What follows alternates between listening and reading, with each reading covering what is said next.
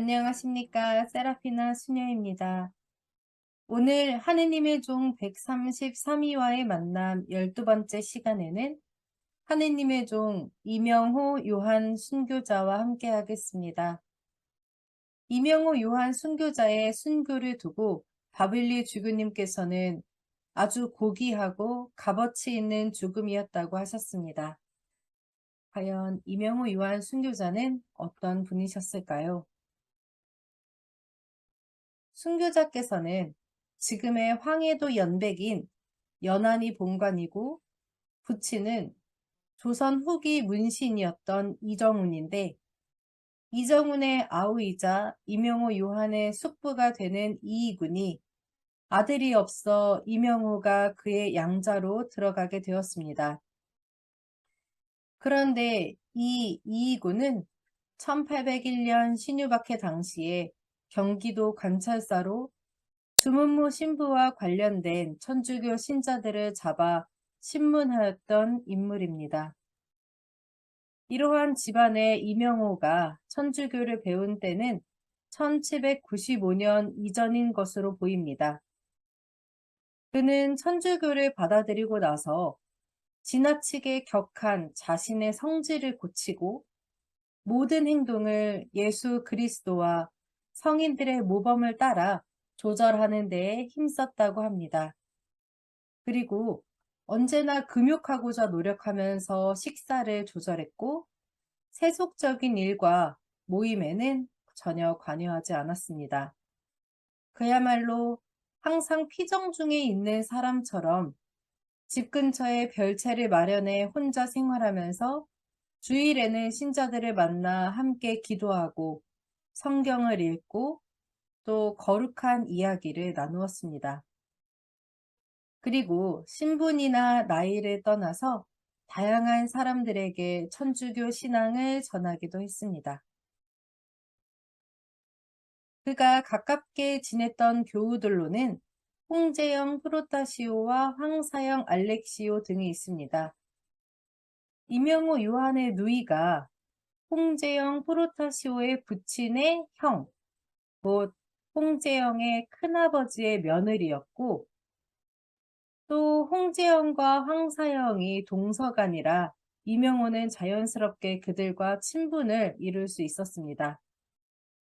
한편 1795년 중국인 주문모 신부를 체포하기 위해 소란이 일었을 때 이명호 요한은 잠시 다른 곳으로 피했다가 돌아와서 신앙생활을 계속 이어가기도 했습니다. 그런데 1801년 신유박해가 일어나고 나서 이명호 요한의 행적을 알고 있던 사람들이 그를 처벌하라는 통문을 성균관에 보냈습니다.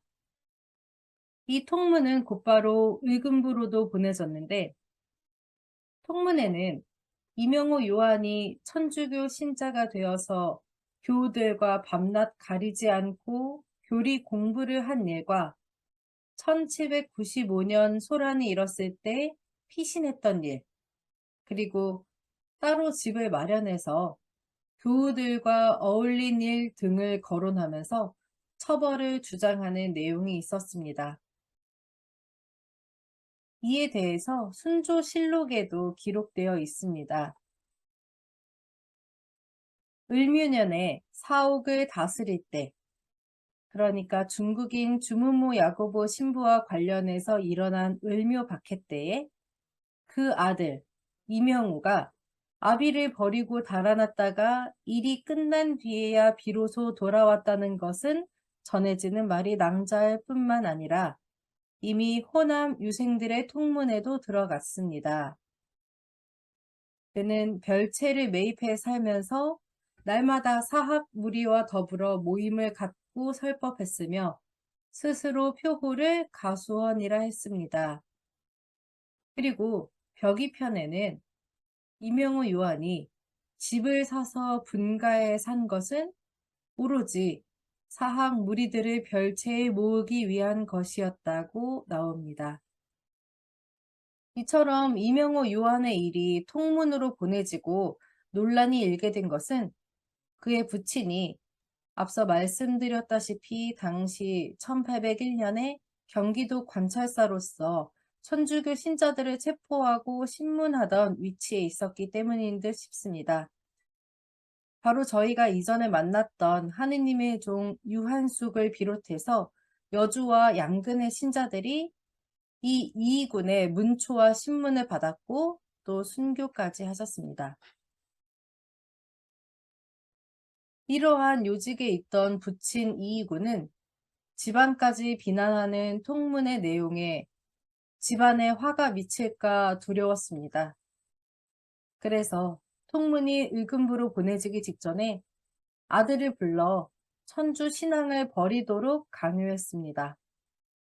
하지만 요한이 이를 거부했고 부친은 그에게 독약을 먹고 자결하라고 명했습니다.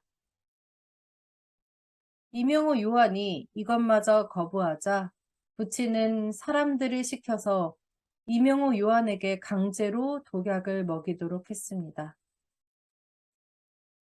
그리고 결국 이명호 요한은 몇 시간 뒤에 순교하였습니다.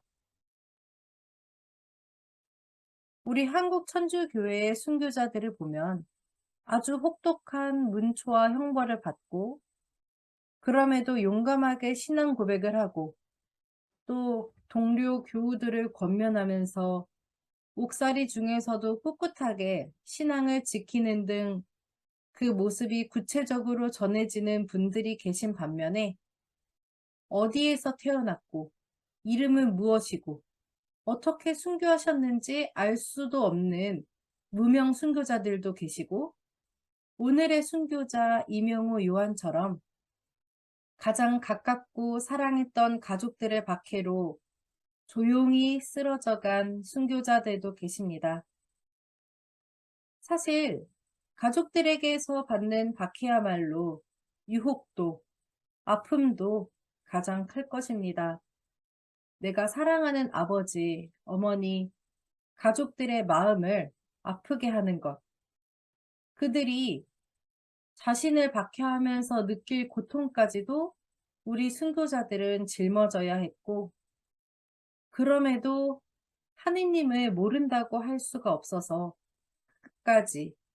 끝까지 배교를 거부했습니다. 더욱이 스스로 독약을 마시면 죄가 될까?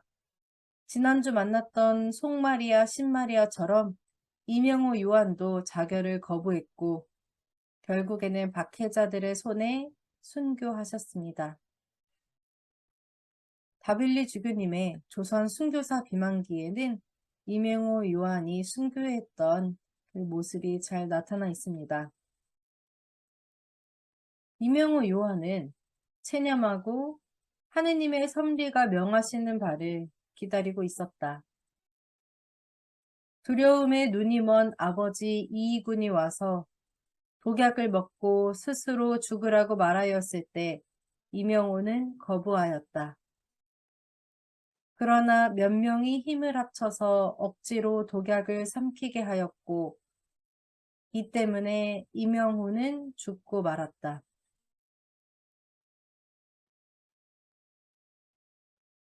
이 찬탄할 만한 죽음이 사람들에게 널리 알려지지는 않았으나 우리는 하느님 대전에서 아주 고귀하고 또 값어치 있는 죽음이었음을 의심하지 않는다.